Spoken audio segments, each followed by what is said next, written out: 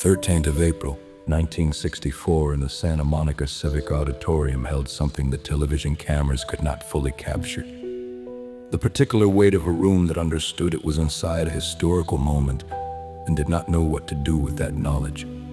8 months earlier, on the 28th of August, 1963, Gregory Peck and Sidney Poitier had walked side by side in a march on Washington.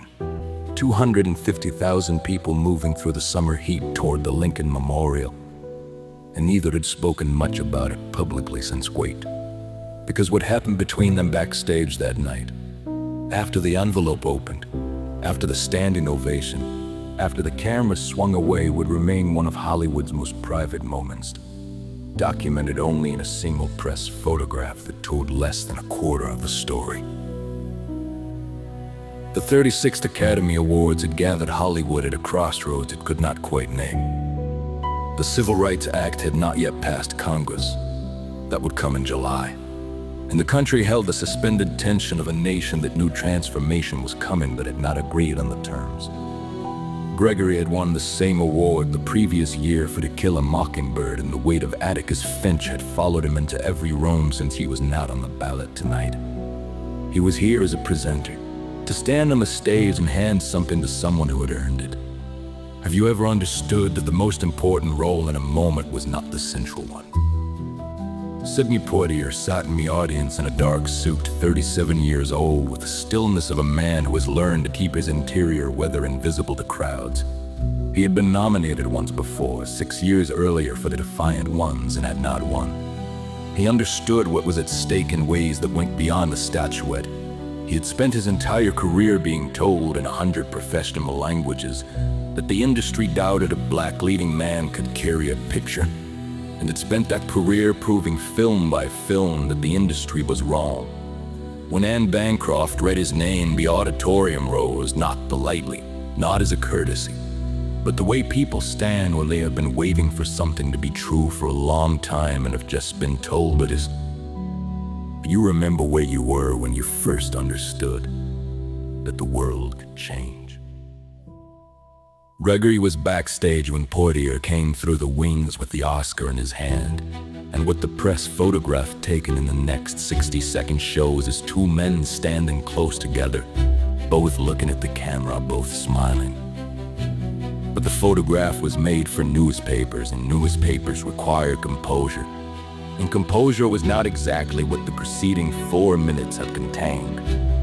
What is documented is Gregory Peck reaching out and gripping Sidney Poitier's hand in both of his own.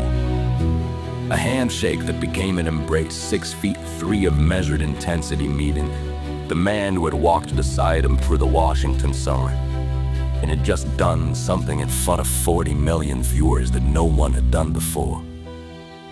Gregory said something. Poitier answered. The cameras flashed. The moment moved on the way moments do when they are too large to stay still. Have you ever stood beside someone as history recorded the moment and felt the strange doubling of being both inside it and outside it at once? What Gregory Peck said publicly about that night came 4 years later. In 1968, standing before the Academy as its president on an evening shadowed by the assassination of Martin Luther King 4 days prior, he opened by thanking Sidney Poitier for the pleasure of his friendship, which had given him knowledge and understanding of prejudice, and then said 3 words he had never spoken from a public stage: "We shall overcome." The room went silent, the way rooms go silent when someone has said the only true thing.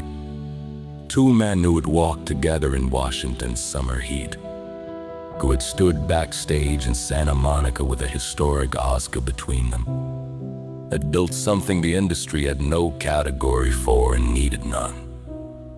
This is what Hollywood meant at its finest. Not competition for the same prize, but 2 men who understood that the prize was never the point, that the work was the point, that the country watching was the point. If you believe principle belongs in every room, not just the ones with cameras, Share this with someone who still believes that kind of courage exists. Subscribe to keep these moments alive. We're here every week preserving with dignity look like when it mattered most. Like if you believe standing beside someone in their finest hour is its own form of greatness.